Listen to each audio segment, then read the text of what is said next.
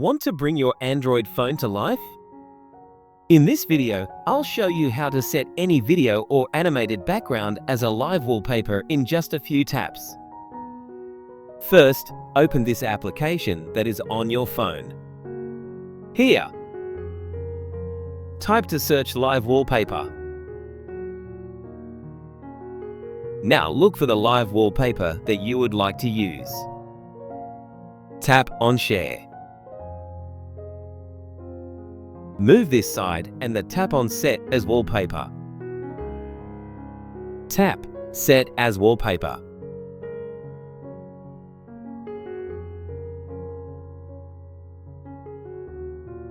Let me set home screen.